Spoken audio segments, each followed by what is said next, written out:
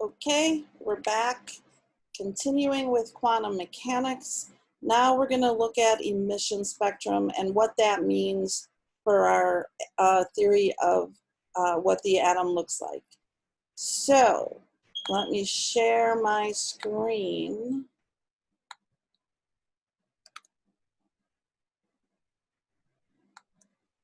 Okay. So we're going to consider something called spectra. When atoms or molecules absorb energy, that energy is often released as light energy. So the atom absorbs the energy, it's at a higher energy state, eventually it's going to relax back down to the lower energy state. The energy that is then released is released as light energy. So anytime you see fireworks or neon lights, you're seeing this emission of light in action. Now, if that emitted light is passed through a prism, a pattern of particular wavelengths of light is seen. Now, this pattern is unique to each individual type of atom or molecule, and this is called an emission spectrum. It is non-continuous, and it can be used to identify the material. Emission spectrum are like fingerprints. Every atom, every element has a uniquely different emission spectrum.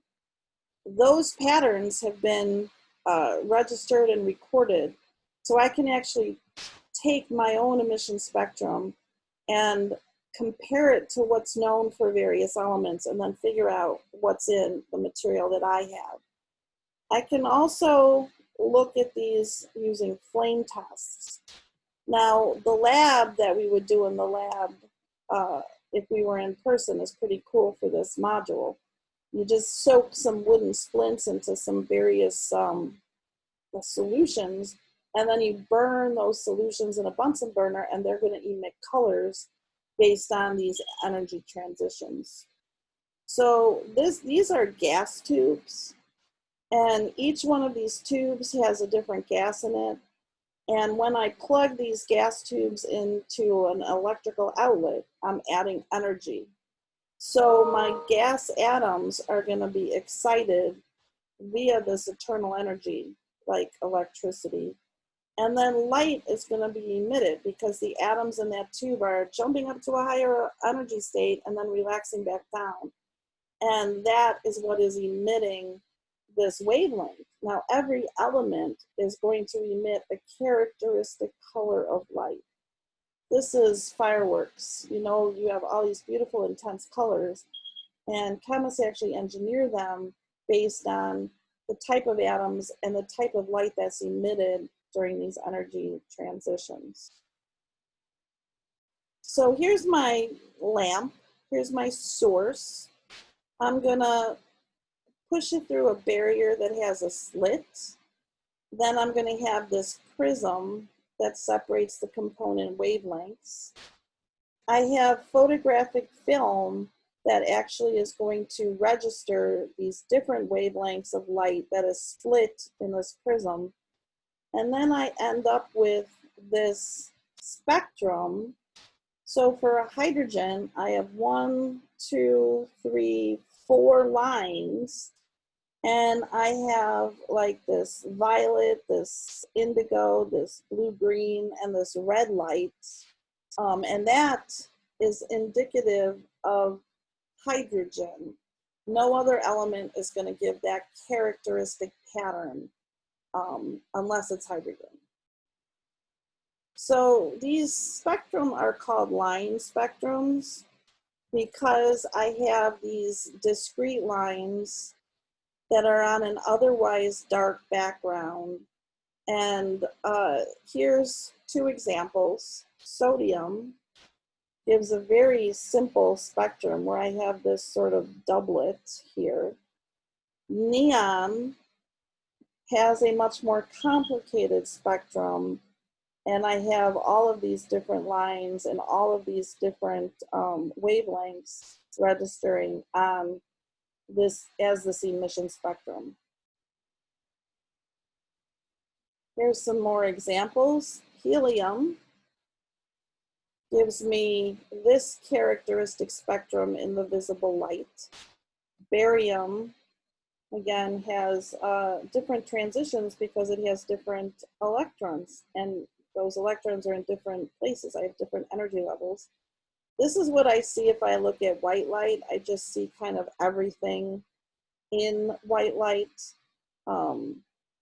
So that's sort of my comparison.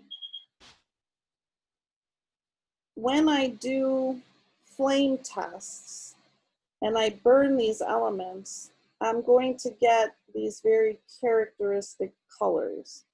So based on these colors, this would be, this color corresponds to a specific element. So for example, potassium gives off a beautiful lavender purpley color, which is this. And the presence of that color when I burn the solution indicates that I have potassium. Other elements are going to emit different colors of wavelength from the atoms, and they're going to be characteristic for each other element. These are absorption spectrum because the absorption of the light is being measured, or I mean, these are emission spectrum because these lines are due to emitted light, which means I have a higher energy relaxing down to a lower energy. I could have an absorption spectrum where I have dark lines. And this is because I'm measuring this energy that's absorbed from the low energy to the high energy. It's not emitting, I'm measuring that absorption, so this ends up dark. When I emit, I register the color of the light of that particular transition, and that gives me the bright light spectrum or the emission spectrum. Now, those simple spectra gave us a ton of information about atoms. Balmer discovered that he could produce a mathematical relationship for those 4 visible lines in the atomic spectrum. This is his equation. He has 1 over lambda equals some constants, and then I have 1 over 2 squared minus 1 over n squared. As n varies, I get the different lambda, which gives me different colors. Rydberg later modified that to fit every line. So I could have lines that are not in visible light. I could have lines in ultraviolet or in infrared. I could have lines everywhere. And the difference is this M is not always 2. This M can be other integers. I still have the same basic equation, 1 over lambda. I have this constant, and then I have this piece of the equation. And basically, M and N are different energy levels that produce these lights. So let's backtrack a little bit. Remember Bohr. He was integral in the development of the nuclear model. But this nuclear model does not explain what structural changes happen when the atom gains or loses energy. Bohr developed a model of the atom to explain what happens when I have electrons that are undergoing these energy transitions. Remember, this idea of quanta was prevalent because of the photoelectric effect and Einstein. So Bohr's major idea was that the energy of the atom is quantized. So now I have the energy of the atom being quantized, and that the amount of energy in the atom is related to the electron's position. So this quantized means I can only have very specific amounts of energy. Not all of the energy values are allowed. Only certain energy values are actually allowed for these particles to be. So he postulated this orbit theory. So he said electrons travel in orbits, and these orbits are a fixed distance from the nucleus. So these are stationary states. The energy of the electron is proportional to the distance the orbit was from the nucleus. So electrons that emit radiation when they jump from an orbit with higher energy down to an orbit with lower energy, and this emission of energy is quantized. So only certain jumps are allowed, which means that that jump, if I look at the energy, I can figure out what wavelength of light that particular jump actually is accounted for. So the emitted radiation is a photon of light. The distance between the orbits determine the energy of the photon. A picture is always worth 1,000 words. Here's my nucleus. This is sort of the Bohr model. I have these orbits when n equals 1, n equals 2, n equals 3. This is my nucleus in the center. N equals 4, n equals 5, n equals 6. Those are all different levels. Those are all orbits that are farther and farther and farther away from the nucleus. So Bohr postulated that when I have an electron that was excited into a higher energy level state, and it falls from that higher energy orbit to a lower energy orbit, then there's this certain distance. So like this is from n equal 2 going to n equal 1. This is from n equal 3 going to n equal 1. This is from n equal 4 going to n equal 1. This is from n equal 5 going to n equal 1. This is from n equals 6 going to n equal 1. Now, all of those transitions produce light that falls in the ultraviolet EMR spectrum. If I make transitions where my final energy is the third energy level, so here I go from 4 to 3, from 5 to 3, from 6 to 3, all of those photons fall in the infrared electromagnetic spectrum. Here's where it gets interesting. This Balmer series, when n equals 2, right? So this is 1 to 2, or 3 to 2, this is 4 to 2, this is 5 to 2, this is 6 to 2, right? Those produce lines that are in the visible spectrum. And if I look at hydrogen and I calculate the wavelength that's emitted, what I find out is that the 4 lines in hydrogen in that visible spectrum account for a jump from energy level 3 to 2, a jump from energy level 4 to 2, a jump from energy level 5 to 2, and a jump from energy level 6 to 2. So Bohr's model explained what I was seeing in emission spectrum. So again, here's 3 of those 4 lines. My landing orbital, my end final, is always 2 when I'm looking at the visible light spectrum. So if I go from 3 to 2, I end up with a red line that has a specific wavelength of 656 nanometers.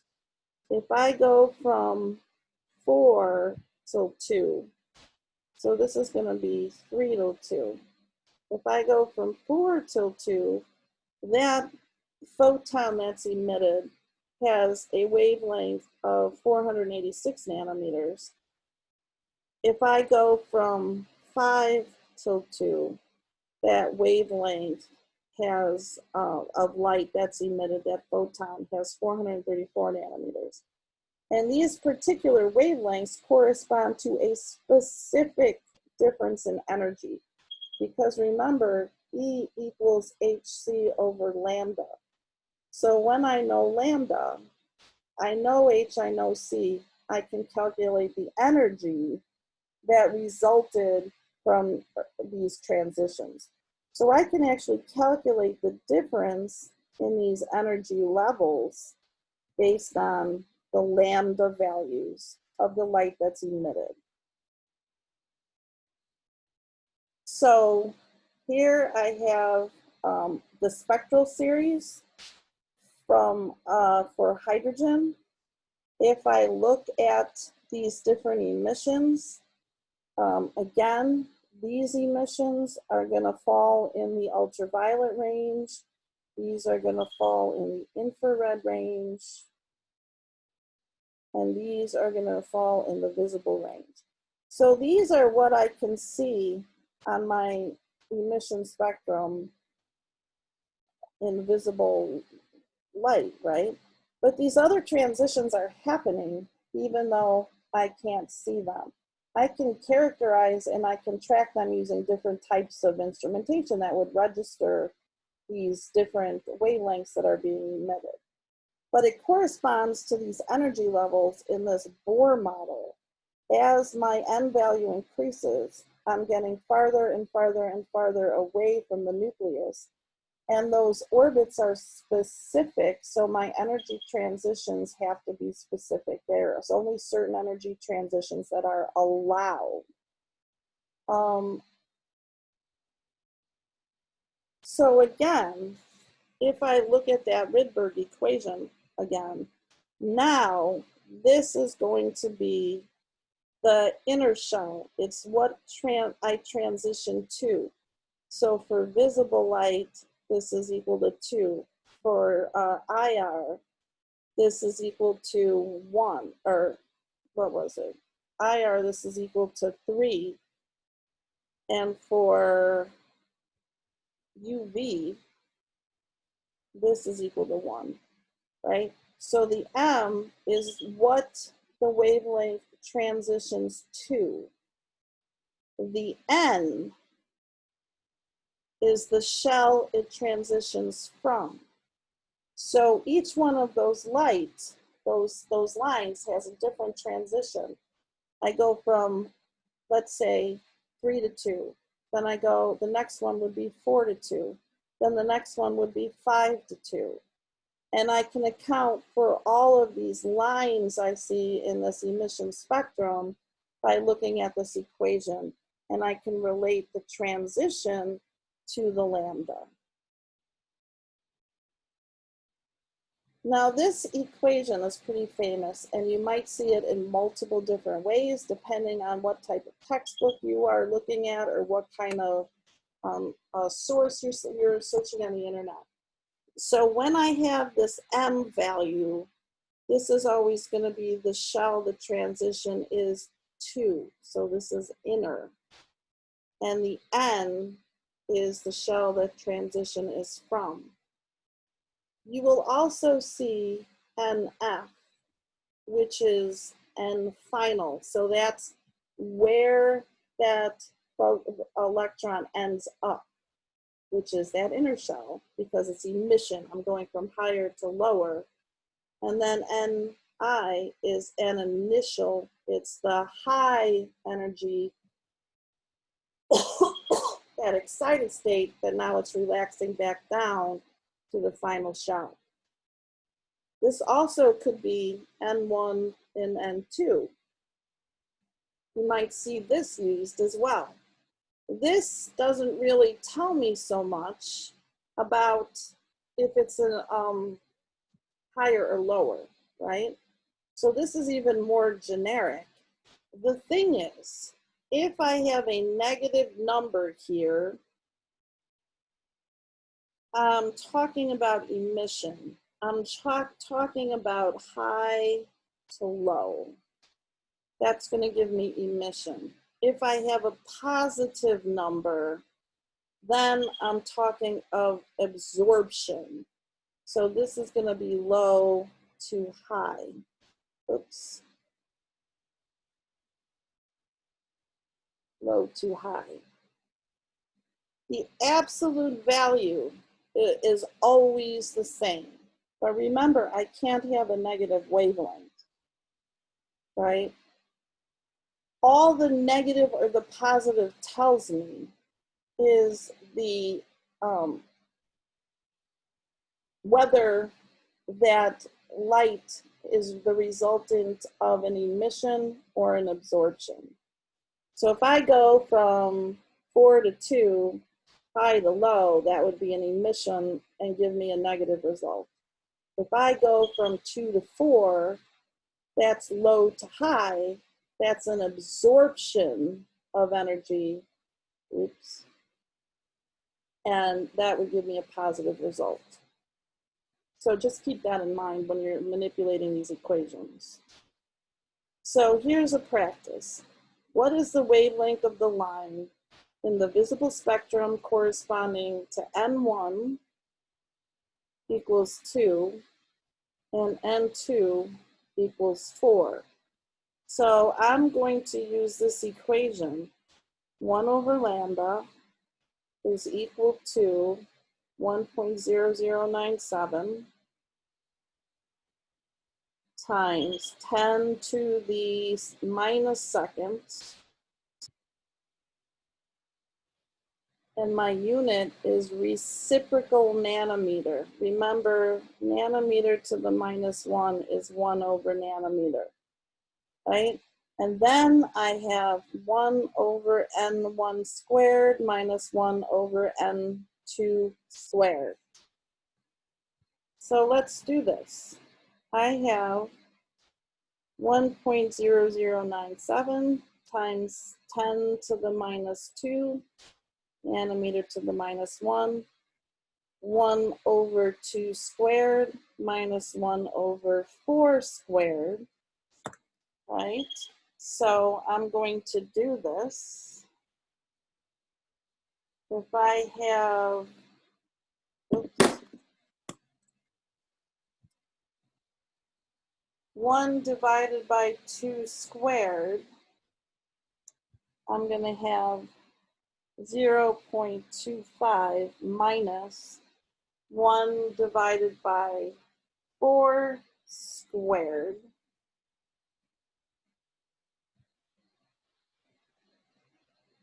And that gives me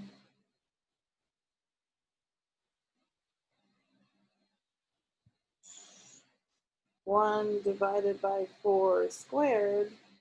That gives me 0.0625. And then I'm going to multiply that by 1.0097 times 10 to the minus second. So if I do that, I have 0.25 minus 0.0625, which gives me 0.1875 times 1.0097 to the minus second. I get 1 over lambda is equal to 0.001893. Now that's 1 over lambda. So I'm going to divide through by lambda and then divide through by that. So I get 1 over 0.001893 is equal to lambda in nanometers, right? Because this constant was 1 over nanometers. So if I do that reciprocal, what I get is 528 nanometers as my wavelength of light. Now, this is a positive number because of this value, so this would actually correspond to an absorption in terms of the wavelength. Whether it's an absorption or not, right? If it's an emission, it becomes 1 over 4 squared minus 1 over 2 squared, and then this is going to be negative. And that's how I would know it's an emission, because emission is going from higher energy to lower energy. Now, this Bohr model, right, has been widely studied for electrons and hydrogen atoms. So what we can say is that the electrons in those hydrogen atoms occupy discrete energy levels and exist only in the available energy levels. They're quantized. They may move between energy levels by either absorbing or emitting energy. So those energy levels are going to be designated by integer values for m. Now, if I'm just looking at hydrogen, I can also calculate the difference in energy levels between the two, or the difference in energy between the two levels. And I can use this equation, which is a different equation. Again, this is going to be the orbit. N final could be 2, N final could be, or N initial could be 4. And if I use this equation, and note this is a different constant, and the unit is joules, right? What I get is a unit of joules when I do this, and that gives me the energy value. If I get the delta E, I could also find the frequency or the lambda of that particular photon. And then this is also the energy of 1 photon of light.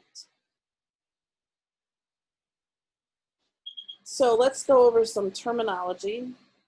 The energy level is an allowed state, and it's an integer, 1, 2, 3, 4, etc. The ground state is my lowest energy level available to an electron. So this is always going to be n equals 1. My excited state is any energy state above the ground state. And then my electron transition is going to be the movement of an electron between those energy levels. So these types of energy level diagrams are actually showing electron transitions. If I increase from one level to another, I'm absorbing. And if I decrease from one level to another, I'm emitting. So here's my Balmer series for hydrogen, and I get the red, the green, the blue, and or the indigo, and the violet lights in that visible spectrum. And I can tell, based on those wavelengths, I now know the energy because I can calculate the energy of those transitions with this equation as well. And I can actually correspond everything to what I'm seeing based on the energy differences in the wavelengths. So here is a problem with this. How much energy will be released when an electron drops from the 5th energy level down to the 2nd energy level. So I have N initial is equal to 5. I have N final is equal to 2. If I just look at this equation, right, I have delta E equals minus 2.178 times 10 to the 18.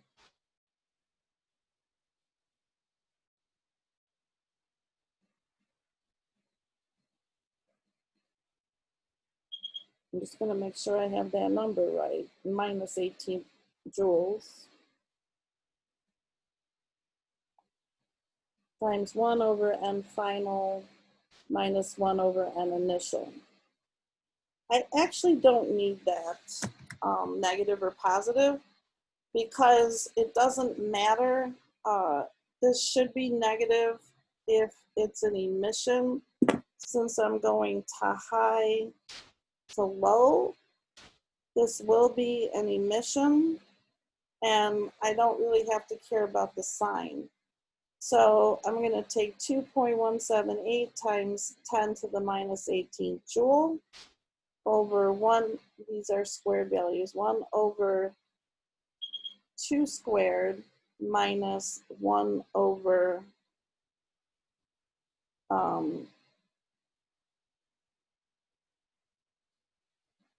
5 squared,